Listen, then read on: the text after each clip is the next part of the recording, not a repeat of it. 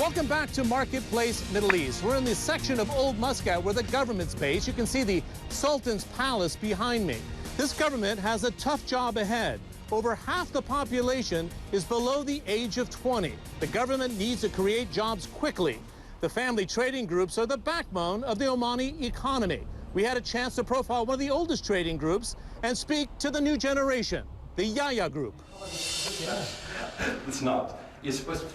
43-year-old Nasib Yahya Nasib, along with his siblings, were groomed from a young age to run their father's company, Yahya Group Holding. Founded by their father, the Yahya Group has been a key pillar in Oman's development for over 40 years, since Sultan Qaboos came into power. And basically, they built Oman together, in a way. With an ethos to bring the world to Oman and Oman to the world. From five-star hotels in Europe to major residential developments in Muscat, a laundry service to luxury bespoke furniture, the Yahya Group is a classic example of family-run companies that have dominated the business landscape in Oman for many years. But as Oman looks to boost jobs through the private sector, will these companies have to adapt to a new business strategy? The government is right now employing, I think, 70% of the population.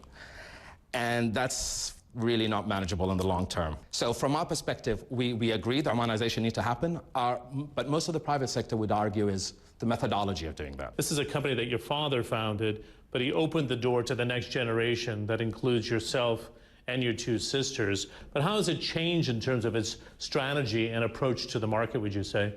Early on, Oman was developing. There weren't too many companies. There were very few, and you saw where the gaps were. That changed heavily later on because you realize that the opportunities are far less and you're competing with a lot bigger players. So as a company, you had to be a lot more strategic in what you're going to do.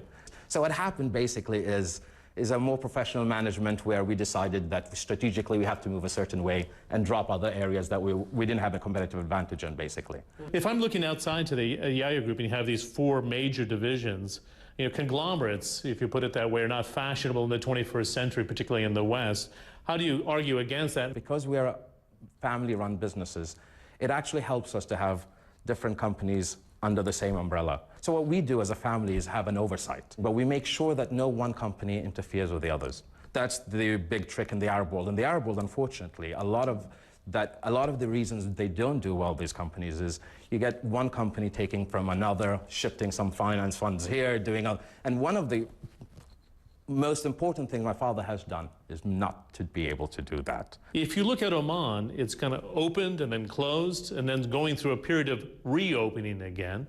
Right. Substantial infrastructure spending. What influence will this have on the group and the Omani economy in your view?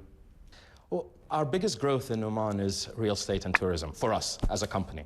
And for us to invest heavily in that, we need to make sure that Oman is ready. The airport's expanding.